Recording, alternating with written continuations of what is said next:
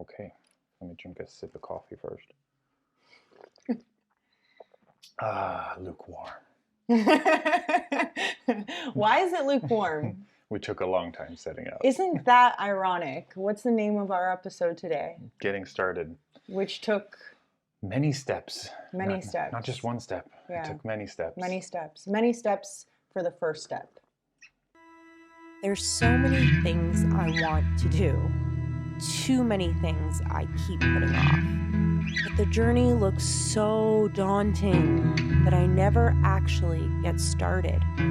If I could just take that first step, get some momentum, I know that I'll get where I want to go. I have to choose a direction and then just start moving forward. I know that there will be obstacles constantly getting in my way. And just as I work my way around one, another one appears out of nowhere. But I know that if I just keep going, keep climbing, that's when something unexpected and truly remarkable happens.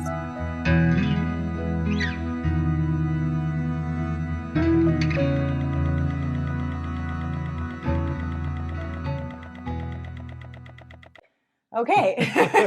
Getting started. Getting started. Wow, Again. It's taken us a long time to do this. How many years have we been wanting to actually do a show together? 2 or 3? I was going to say 3 years Yeah. because I remember exactly when it happened. Whose idea was it? It was yours to do actually it was yours to do kind of a podcast, but then it evolved with Where both we of our wanted it to be input. like a traveling show. Yeah. But it never came to fruition because at the same time of me wanting to start the idea, all of these other things kept me from actually getting started. And I held us back more from this moment than you did. Which is ironic because as right before we started recording this today, it took us a pretty long time to get to the point of pressing record. Yes. More than once. Yes, and I think even going into that, some of the things that we're going to touch on today is things that still happened while we're making our first step to do our first show. Yeah, things that we haven't resolved, things we're still working out, and things that you can expect not to encounter if you're kind of trying to achieve a new goal or look towards the future. Okay, so let's look at just 5 things. We'll try to narrow it down to keep it to 5 things that we think keep a lot of people from getting started, Including not just us. Yeah. So we'll use us as our example. This is a very nerve-wracking experience because our first thing to talk about is insecurity and fear. Exactly. So number 1, I think the most prevalent 2 issues or 1 issue in itself is the lack of confidence in yourself, insecurity, and the fear of self-doubt and like vulnerability. Yeah. I'm really somebody who doesn't want to put myself out there. I had no problem since we've been traveling going and filming something. I mean, as long as I'm not in public with a lot of people staring at me, I have no problem facing the camera this way. It's turning the camera and facing me and showing me, hey, me, this is me. Hey world, hey me. Yeah. Hey world, me. this is me. Hey me, what's up? Yes. This is the problem. But the funny part about that is that a lot of people we've encountered since we made this life-altering journey and became digital nomads and started to travel the world is when people meet us, the first kind of response to our lifestyle is what? Apprehension or surprise and I kind can't of do that. I would never be able to do that. Mm-hmm. How do you guys do that? That's so fearless what you guys did. Yes, but it's not. No, it it's comes not. with a lot of anxiety and a lot of self-doubt, a lot of fear. Comparing yourself to other people, how they do things. When we traveled, okay, we had money, but it was always this like pressing concern of like, okay, well, what are you going to do next? Yeah. And I think that fear of like, okay, well, what are you doing next? It's like, you know that you should be living in the moment, Yeah. but you thinking about what's happening in the future holds you back from doing something now. Of course, and it plays into that insecurity because not only are you afraid, but you are feeling maybe guilty for having the privilege to enjoy being in that moment and living in the moment, because a lot of Yes. people can't live like that. No. So then it plays back into that insecurity and lack of confidence, right? So it's kind of like an Never-ending never cycle. ending cycle that just keeps on going. Exactly. I agree. And I think the last point about that is something that you've struggled with, which is lack of optimism, maybe. And Yeah, being very pessimistic and negative about things, being more scared, but also cautious, cautious of what could happen rather than just letting things happen as they Yeah. are. We all have these ways of controlling our lives and wanting to create this perfect little bubble, but you can't protect yourself from unforeseen events, even world events that have such an impact Yeah. on your lifestyle, Yeah. which we can touch in the future. Exactly. But okay, so leading to our second thing. What's our second thing? So I think More your issue than mine. number one issue was kind of really relating to Richard. Whereas my second point and what I've struggled with my entire life is this sense of perfectionism and overthinking to the point of it really being, I'll use that word again, debilitating. Mhm. I think I've always had this kind of perspective on life, and I think I've shared it with you That was in when our we early first met, years. when we Yeah. were in university. What's the point of doing something if you're going to do it half-assed? Which in theory could be positive because it always makes you strive to do things well. However, the bad side of it is it could literally just stop you in your tracks. Well, I think there's 2 points with that. I think like one is you're looking at it from a perspective of like effort rather than making something perfect. So when Yeah, you're talking that's about true. creating a show with Yeah. YouTube, all of the advice out there for people is like you just have to do it and be comfortable with the concept and the idea that it's going to be bad when you first start. Yeah. Like I mean, I remember when I first learned to play basketball, I would be 2 feet away from the basket trying to put it in, and it wouldn't go in. Like 4 or 5 times before it would go in. Yeah. You eventually you start to get better at something, and I think with YouTube you have to take that journey a little bit into yourself to say, okay, this is who I am now. The Yeah. more that I do this, I'm going to get better. And you have to be comfortable with it being bad and not being perfect. Of I don't course, think that and has anything to do with going into being half-assed. I guess that's true. Yeah, there's a difference between effort put into something and the final product being perfect, which is such a subjective subjective kind of idea anyway. Mhm. What is perfectionism? What I see as perfect might not be what you see as perfect, Right. which can really cause, I think, conflict when you have a partnership. Well, especially when you're doing something that Yeah. is a partnership. Our show Yeah, is you and me and because our input. exactly, you have two people that don't agree with what's good enough, right? Yeah. So that's been a hurdle to overcome. I think that perfectionism, what you were kind of touching on, is overthinking. Overthinking, being hypercritical of everything, thinking of, I guess, the short term rather than the long term, and that, as we said in the beginning, it's one single step, right? So it can't be perfect, and in order to achieve something you're proud of in the long run, you have to be willing to put up with things that aren't to your idea of what perfection Well, is. and I think also too, you're looking at something that's far into the future. I think you're looking, especially with YouTube and Yeah. with what we're planning to do with our show, you're looking at these dreams and these aspirations that are there. The only way that you're going to get there is with the work in between. It can't be this perfect image right away. You Yeah. have to take your time and go through the Right. motions. And maybe it wouldn't, if it was this perfect image, then it's something that's really not worthwhile, because we Mhm. know that the most worthwhile things in life are things that you have to work your butt off for. Okay, so speaking of work, that goes into our third point, which is being lazy And and procrastinating. procrastinating on Yeah. things. I'll do it tomorrow. Yes. And then tomorrow never comes, right? For me especially, But yes. you relieve that, what I touched on the first point, which is the sense of guilt, because you're telling yourself or giving yourself this false indication of, I'm going to work on it. It'll Yes, just be it'll just be tomorrow. tomorrow. Yeah. Yeah. So putting it off I was forever. always able to get out of that Yeah. because it would just be tomorrow. And once you get into that cycle, it's very easy to just continue doing that.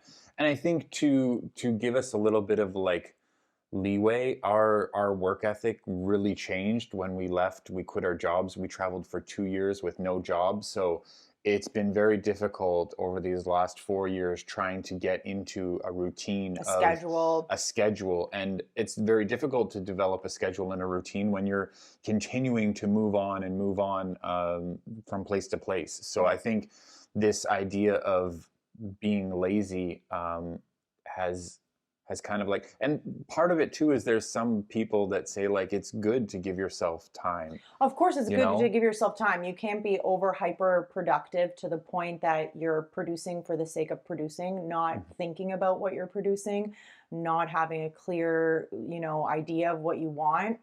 Of course, but we know the difference between, Yeah, procrastination and lazy. Like in exactly. terms of our YouTube channel, the last video I posted to this channel was I think 8 months ago now. Yeah. And so since that time, it's been this procrastination and laziness of like not wanting to do the next section and okay, well, what's going to happen next, right?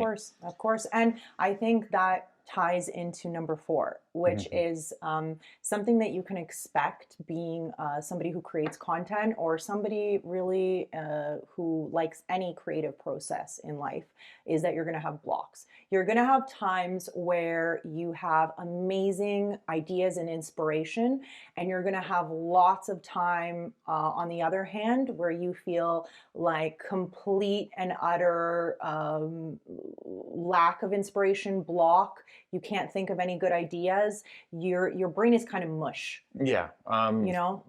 For me, I think the problem goes beyond that, where you get a creative block, so you look for other things to give you inspiration, and you then shift more towards constantly consuming new content in search of this inspiration, but really you're just filling your time so that you don't have to actually do something, which leads back into procrastination. No, and it also leads back into, if you're constantly consuming rather than producing, you start to want to emulate what you see, which also results in a lack of originality in your content. Yes. It's like, let me redo what's already been done before instead of innovating it or inventing something new. And you see people doing this all the time, where it's like Yeah.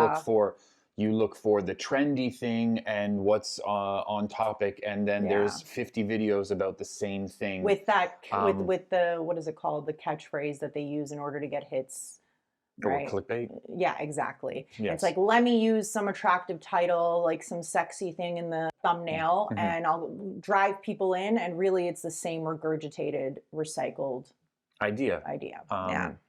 But it gets used, so that's why. Well, yeah, of course. And I think that's part of like another reason for keeping you waiting, is because I don't want to do that. I don't want to do the same thing everybody else has done. But at the same time, I feel sympathy for people that are in this space, because you feel like that's something you have to do. And you feel like it's such a saturated market, Yeah. whereas most things have already been talked about. So Yeah. the only thing you can really do, and I think that's the difference between like inventing something new rather than innovating, is you can improve upon it, you can innovate it, you can add your own, I think, personal experience. And let me just say that that's kind of where our channel was before, was drone videos, real estate videos, a lot of our business behind maple syrup. But what we're really aiming to kind of add on to now with this new content is a personalized approach, is our experience, and seeing that maybe there will be other people who connect to that experience and who feel maybe what we feel, Yeah, I think that's the biggest struggle with getting started doing something like this, is when you have that camera and you're focused on what you're looking at out, that to turn it around and look at yourself is very, you have a different face Yeah, Like, yeah. do you remember like Voice. watching Friends? They actually say that though, that there's not many people who, when they even hear the sound of their own voice, they're like repulsed by it. I Yeah. remember reading something about that. And now you're not only adding the voice, but you're looking at yourself, and it's not an image that's filtered or an image that's kind of photoshopped. No, it's a real life image of something that you is staring right back at you. Yeah, I hate the Yeah. sound of listening to my voice being recorded. It's terrible. I connect way more that I'm a boring person. My voice is No. I feel like a math teacher that's sitting at the 2 + 2 is 4. No, And that's something that I struggle with a lot. I think let's go into number 5. Let's go into something that is kind of related to and encompasses all of the 4 previous points, which is to have an unclear vision and a lack of set goals. Well, okay, so when we first left 6 years ago to travel, we had a set plan of what it is that we wanted to do and what we wanted to see. And how And within the quickly- first month, we threw that completely out. And then we didn't have any plan or vision, so it was always thinking about what we were going to be doing next. Yes. Right? So I think in our defense, it's been something that we just continued to have this. And I think now this starting point, getting started, is making sure that we're looking at a clear vision and a clear goal. Is there something wrong here? You keep like touching the table. No, Is it just no. me like, Yes, do you feel like exactly. thunder? That's Okay. what's happening. So Are you reading something? Is it making you dizzy? No. It's just you keep moving the screen so much. The whole thing is vibrating. Okay, so then maybe I'll just... Yeah. Okay. Just like calm down. Medium. Okay, I'll put my hands here. Medium roast. Okay. So I think that number 5 is not having a clear set of goals and an unclear vision. And what happens when you don't have a defined set of goals, just like with a schedule, is it's easier to keep procrastinating. Yeah, but that goes back into our problem was when we left. We left and we started doing what we're doing because we didn't want to have that. We didn't want to have that. We didn't want to have that schedule. We threw out that schedule and we threw out those list of destinations and hotspots exactly to have that freedom. So now it's how do you combine the essence of that and the positives of that with having a clear set of goals? Because if you don't have them, then what do you know what you're striving for? What are you trying to achieve? If your mind is in the clouds and I would also argue that then it's much easier to be insecure and lack confidence and have fear. It's much easier to overthink and strive for perfection because you don't really know what your goals are day to day. I would say that it's much easier to procrastinate and be lazy. And then also you're going to have more creative blocks, and you're also going to allow, especially in the space of what we've been dealing with currently in terms of the world, the state of world affairs, is toxic events or toxic people can penetrate those your emotions easier if you don't have this sense of I have a goal, I know what I want to do, it's clearly defined, and that's what I'm working on. Yeah, right? So I think getting started takes a certain amount of bravery and courage to get you to where it is you want to go, and you have to be able to block out a lot of that noise and what's going on, especially with the state of the world now. So do you want to then just summarize them 1 to 5, just go over one more time what those 5 things are? Okay, so Number the first 1. Insecurity and fear. Number 2 is perfectionism and overthinking all of these different things. Yes. Number 3. Procrastination and laziness. Number 4. The different creative blocks and, like we said, those negative things that keep you from... events, people, relationships, exactly. And number 5. Having an unclear vision for what it is that you want to do. Why are we starting this now?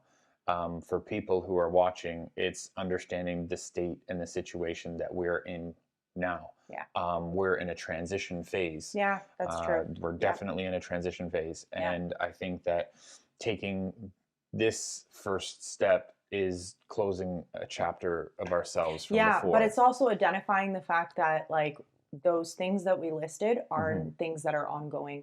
They are not like we've closed this chapter on those 5 negative things and things that kind of debilitate you from your goals. No, we're still dealing with it. That's why I say it's the first step. So, you know, it's things we're going to have to deal with in the short or long term. Yes. Sometimes you start things and you give up on them. So I think a good step, Like a false start. yeah, like a false start. And I think that a good step for us in showing that vulnerability is to go back and look at what we recorded before the pandemic 3 years ago when we Was it decided. 3 years I think it ago? was almost 3 years ago. 3 years ago. Yeah. But there's And something really, really special about it. So be patient with us because maybe the sound or the setting isn't perfect. That's okay. Because, like we said, perfectionism is a yes, hurdle. I think it's But terrible, but I think it's terrible. but the setting is something really special and Yes. unique. And I think it's going to show how a place has, at least for me, was one of the most special places that I've ever visited and I've really connected to. So I hope you get that from what we're going to release. So we're going to do a 5-part series. It's called the Lost series because it was lost in the archives of all the footage of self-doubt and not putting anything forward. So we're going to do that, and then we'll give you an update on where we are now, and we'll go forward from there. So thanks for watching. If you like this video, please hit that like button. Subscribe. It's been there this whole time, so it doesn't cost you anything. Just, you know, press the button. You made it this far. Wait, is it here? Or here? Here? Or look for the other videos here. If you want to see some cool travel videos, we don't really have much content on our channel right now, but maybe there's a link up here or over here that you could, you know, watch something. This is what YouTube people do, right? Yeah.